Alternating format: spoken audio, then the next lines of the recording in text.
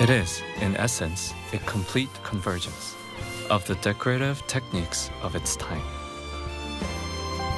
It can be imitated, but never truly matched, the unwavering dedication of Goryeo artisans. The laughter in Insadong may well have been the most honest expression of awe for the extraordinary artistic spirit of our ancestors, so far ahead of their time.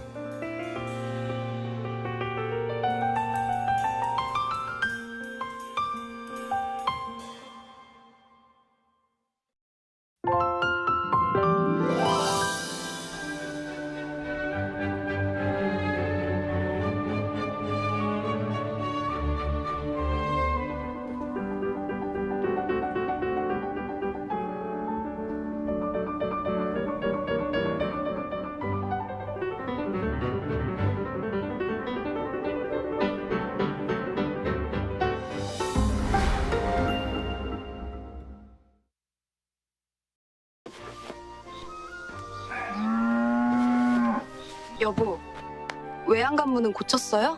피곤해. 내일 할게. 아무 일도 없을 거라 믿었다.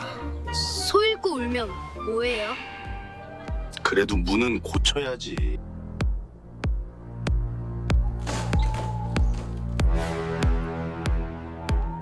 얘는 다른 소랑 달라.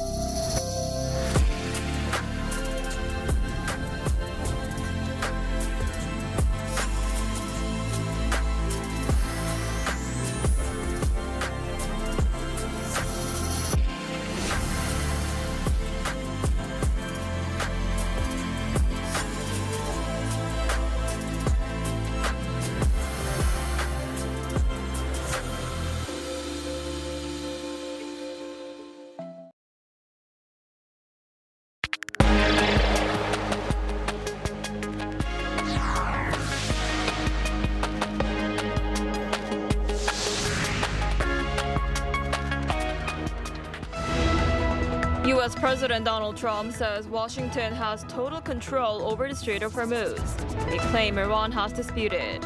Meanwhile, Tehran also says there have been no discussions with Washington about extending the ceasefire, since Tehran considers that the truce never formally started.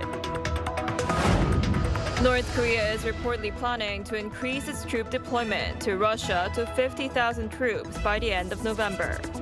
The move is seen as an effort to support Russia's push to seize Ukraine's eastern Donbas region before the end of the year. U.S. inflation eased in July, with consumer prices rising 3.4% from a year earlier, marking a slight slowdown from the previous month's annual inflation rate. This raises expectations that the Federal Reserve could keep key interest rates on hold as it assesses the direction of the economy. We begin today in the Middle East. As tensions persist between Washington and Tehran, uncertainty remains over both the future of their ceasefire and the reopening of one of the world's most important energy shipping routes. The two sides are now offering sharply different accounts of who holds the upper hand and whether diplomatic efforts are making any progress. Our Muniran starts us off.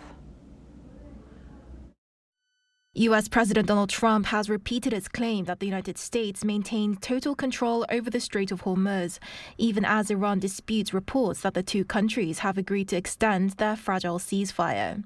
Taking to Truth Social on Wednesday, he said that Washington would maintain its control of the strategic waterway, following similar claims a day earlier, insisting that Iran cannot dictate conditions.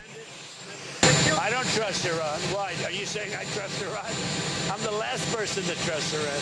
They've lied to me constantly. We have total control over the Hormuz Strait right now. They don't have control. We have total control. We own it. However, shipping data from the Wall Street Journal paints a different picture. Only 14 vessels crossed the strait on Tuesday, compared with more than 130 a day before the war, with 11 of them using a route administered by Iran. Iran's Persian Gulf Strait Authority, the body set up to manage transit through the waterway, pushed back on Trump's claim in a statement on X, saying the strait remains blocked and will not be reopened until Iran's conditions are accepted. His remarks come as conflicting reports on the ceasefire emerge. Turkey's state-run Anadolu agency reported Wednesday that Washington and Tehran, through Pakistani mediation, had notified Islamabad that they would extend the 60-day truce set to expire on August 17th. The ceasefire, part of a war-ending memorandum signed on June 17th, followed months of fighting between the two nations. A senior Iranian official, however, told Reuters that there had been no discussions with Washington about extending the ceasefire, since Tehran considers the truce never formally started and therefore sees nothing to extend. Trump also claimed Wednesday that Iran's economy has collapsed under a U.S. naval blockade, citing inflation above 300%. Control of the Strait of Hormuz, through which about a fifth of the world's oil once flowed, has become the central sticking point in efforts to de-escalate the 5-month conflict. 문혜련, Arirang News. North Korea is reviewing a plan to increase its troop deployment to Russia by the end of November to 50,000 troops. Now, this is according to Japan's Kyodo news agency on Thursday, citing Ukraine's Defense Intelligence Directorate. The plan calls for stationing North Korean troops in 3 western Russian regions bordering Ukraine, freeing existing Russian forces there for redeployment to the front line. The intent is read as an attempt by Russia to seize Ukraine's eastern Donbas region before the end of the year. Ukrainian President Volodymyr Zelensky has previously said the deployment, once discussed to only be in the thousands, is now set at 30,000 to 50,000 troops. Roughly 9,500 North Korean ground troops are already in Russia, along with a missile unit and about 150 ballistic missile supplies since last August. Colombia has declared 3 days of national mourning after a powerful earthquake killed more than 200 people, as rescue crews continue searching for survivors trapped beneath the rubble. The government says flags will be lowered to half-staff at official buildings and Colombian embassies around the world in honor of the victims. Monday's magnitude 7.4 earthquake was the strongest to strike Colombia in a century. Government figures show at least 2,595 people were injured, while 195 remain officially missing. However, civilian-run databases suggest the true number of people still unaccounted for could be closer to 4,000, as rescue operations continue in the hardest-hit areas. U.S. inflation cooled slightly in July, with consumer prices rising 3.4% from a year earlier, as energy and housing costs eased. The latest figures could strengthen expectations that the Federal Reserve will keep key interest rates on hold, while it waits for more signs that inflation is under control. Our Lee Seung-jae tells us more. U.S. inflation eased slightly in July, adding to expectations that the Federal Reserve may keep interest rates unchanged as it assesses the direction of the economy. The U.S. Labor Department says the Consumer Price Index rose 3.4% in July from a year earlier, down from 3.5% in June, and in line with market expectations. Consumer prices increased just 0.1% from the previous month. Core inflation, which excludes volatile food and energy prices, also cooled. Core CPI rose 2.5% from a year earlier, compared with 2.6% in June, while increasing 0.2% month on month. Lower energy prices helped ease overall inflationary pressure. Energy costs dropped another 1.5% in July after falling sharply in June. Shelter costs, which have been one of the most persistent sources of inflation, rose just 0.1% for the month. The latest figures continue a recent cooling trend, with annual inflation falling from 4.2% in May to 3.5% in June, and now 3.4% in July. That could give the Federal Reserve more room to hold rates steady while watching incoming economic data. There clearly are some voices who believe that an increase in rates would be appropriate. But given the potential increased weakness in the labor market that we observed in that jobs report, that might make it a little more likely that they hold things steady. Markets are paying particularly close attention to inflation figures under Fed Chair Kevin Warsh, who took office in May and has emphasized the Fed's commitment to price stability and maximum employment.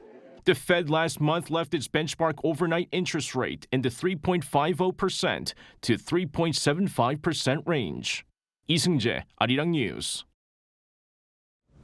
Korea's automobile exports hit a new record high in July. According to the Ministry of Trade, Industry and Resources on Thursday, auto exports reached $6.24 billion last month. That marked the highest figure ever recorded for July, representing a 7% increase from the same period last year. The strong performance was largely driven by eco-friendly vehicles, with exports surging over 25%. Demand for hybrid and electric models remain robust in key markets, including North America and the European Union. Production also grew by 11.3% to 352,000 units, supported by an increase in working days, while domestic sales saw a slight rise of 0.5%. The Korean government is strengthening supply stabilization measures for agricultural, livestock, and fishery products amid the heat wave. The Ministry of Oceans and Fisheries announced on Thursday that it'll offer up to 50% discounts on domestic seafood through Sunday next week, as rising water temperatures are driving up fish deaths and price volatility. The discounts will be applied across major supermarket chains nationwide. The ministry has also allocated roughly $23.5 million in disaster relief funds to help stabilize the livelihoods of affected fishing households. Meanwhile, for agricultural and livestock products, the government plans to expand crop growth monitoring and water supply assistance for livestock farms.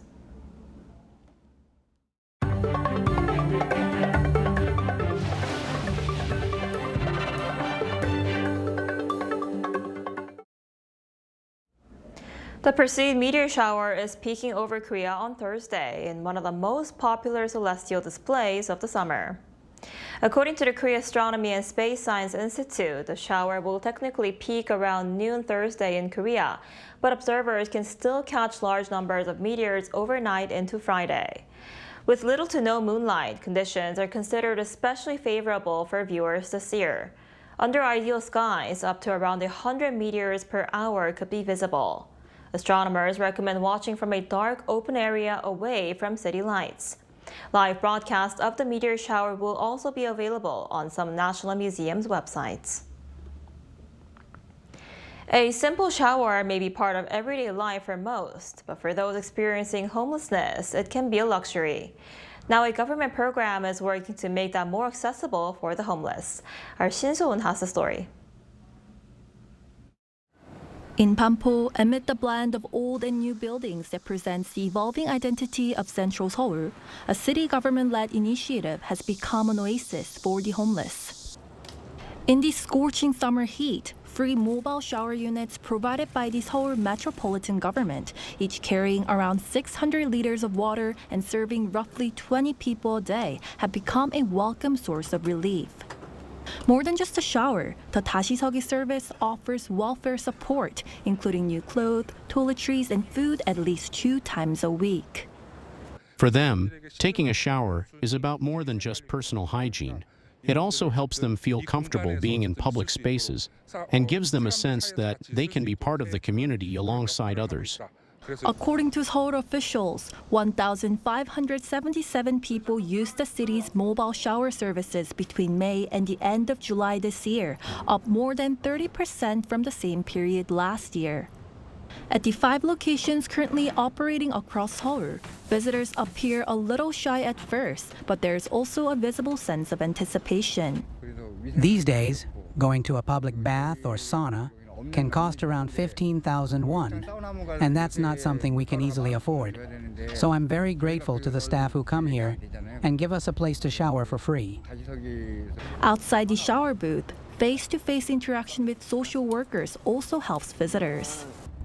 Even when the free shower service isn't operating, the social workers still come by to check on us, ask if we're having any difficulties or need anything, and provide as much support as they can. What begins as a simple conversation can give a helping hand towards finding new opportunities in life and even employment. A simple shower can become a first point of connection, helping them identify what support they need. In that sense, mobile shower serves as a starting point towards greater independence. 신소은, Arirang News. AI is becoming an increasingly important part of our everyday lives, with technology now being built into home appliances to make homes more convenient and safer. Now, these technologies are being integrated into homes from the construction stage, rather than being added after the house is built. Our Cha Young has more. This is a two-story modular house, where more than 80% of the building was pre-manufactured at a factory. Every home appliance is connected to a network operating autonomously. An alarm rings automatically when smoke is detected in the kitchen. And you can check on your pet's well-being at home alone in real time through a robot vacuum's camera. If a suspicious stranger is detected at the entrance, it warns you immediately. The home environment also adjusts automatically to suit different situations, such as inviting friends over or getting ready for bed. An electronics company has showcased an even smarter home by integrating an AI connectivity system in collaboration with a modular housing manufacturer. Instead of filling the house with appliances after completion, they integrated the appliance network, electrical wiring, and energy management system from the initial construction stage. This approach provides a solid solution to security, fire, water leaks, and energy efficiency issues, which have traditionally been weak points for detached houses. Although the domestic modular market is still in its early stages, it is projected to grow rapidly into a new form of housing by merging with smart home technology. Cha Young, Arirang News. A special exhibition in Gwangju is showcasing how Korea's forefathers expressed their lives through traditional earthenware. The pieces on display reveal how deeply our ancestors valued everyday life. Our Kim Sa-young has the details. Every piece here tells a story. Its color, its decoration, the way it was used. Each carries a trace of people who made it and the lives they lived. At the Gwangju National Museum, a special exhibition brings together the full story of Korea's traditional pottery. More than 300 pieces are on display, showing the beauty and spirit of Korean culture and the everyday role they once played in it. Earthenware has always been part of our history. From the vessels of kings to those of ordinary people, pottery has shaped who we are. This small object, a traditional Korean cowbell, long believed to protect cattle from evil spirits, has now been transformed into a work of art by a sculptor's hands. I didn't do much, really. If I did anything, it was choosing the right medium. I just had a lot of fun making it. Elsewhere in the exhibition, other works speak to something larger: peace. Around 30,000 pieces in total capture the daily life of Korea's ancestors, proof of just how central these objects once were to ordinary living. We chose the cowbell because we're living in a time when peace and our climate feels like it could fall apart at any moment. We hope this cowbell can help protect peace on the Korean peninsula. Each piece on display carries the wishes and wisdom of previous generations. Within this wisdom lies a legacy that is only now being fully appreciated. Kim Sa-young, Arirang News.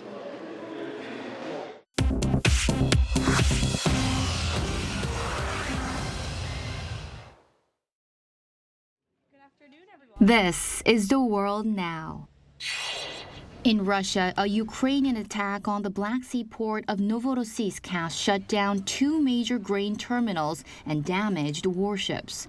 Ukraine's security service says it struck a naval base with drones and missiles, and President Vladimir Zelensky says 2 frigates, a landing ship, and a corvette were hit. Russian officials say at least 2 people were killed in the attacks on Wednesday, including an 8-year-old child. The city's mayor said more than 24 homes were damaged. Wheat futures jumped 3% after the attack, as Russia is the world's biggest wheat exporter. In the United States, President Trump said on Wednesday that White House Press Secretary Caroline Leavitt is stepping down at the end of the month. At 28, Leavitt is the youngest person ever to hold the job. She says she aims to spend more time with her 2 young children and will stay on as an outside communications advisor to keep shaping Trump's Make America Great Again movement. In Spain, a total solar eclipse swept across the north of the country on Wednesday evening, turning day into darkness. Totality lasted less than a minute just after 8:30 in the evening. A solar eclipse is when the moon passes between the sun and Earth, blocking the light and casting shadow on the Earth. One viewer said the colors came back little by little, first the reds, then the blues. Iceland also saw a total eclipse, and large parts of Europe saw a partial eclipse. The last time there was a total solar eclipse in Spain was in 1912. In Austria, thieves have taken 210 small gold statues of Mozart from his hometown of Salzburg. Officials said on Wednesday only about a third of the 320 figures are left. The German artist who designed the polymer figures believes it was an organized theft rather than souvenir hunters. He planned to sell the statues for about $114 once the exhibition was over. The remaining statues will be on display until August 30th. Chu Ji-hyun, Arirang News.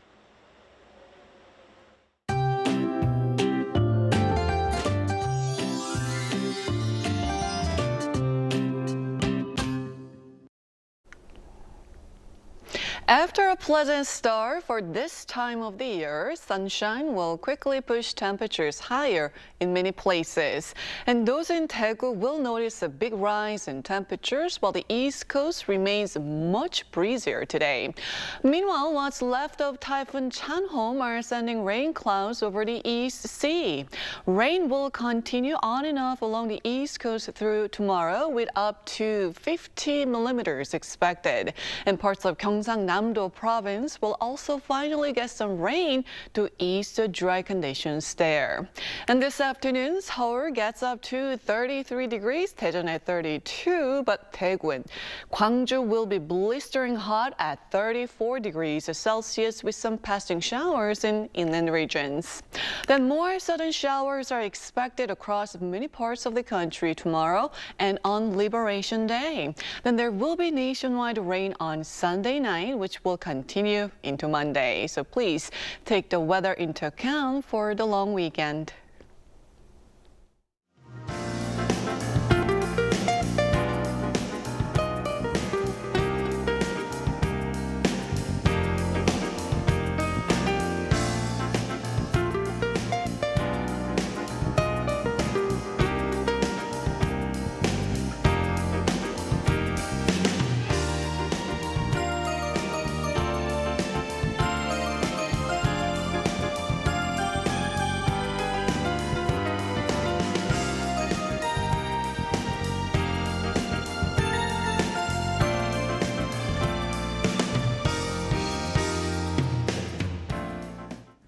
That's all we have for today's noon edition of Arirang News. Thank you for watching. We'll be back at 5 p.m. Korea time. Stay tuned.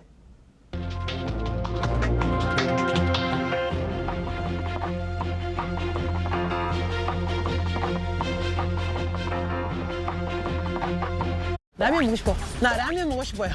매끈매끈 하다, 매끈매끈 한. 뿅뿅 하다, 뿅뿅 한. 왔니? 왔어? 고객님 왔냐고? 사람이 몸에 좋은 약초. 라면이에요? I'm eating this right now. Let's go. 할머니! 아카니 시고. 아카니 시고. 아카니 시고.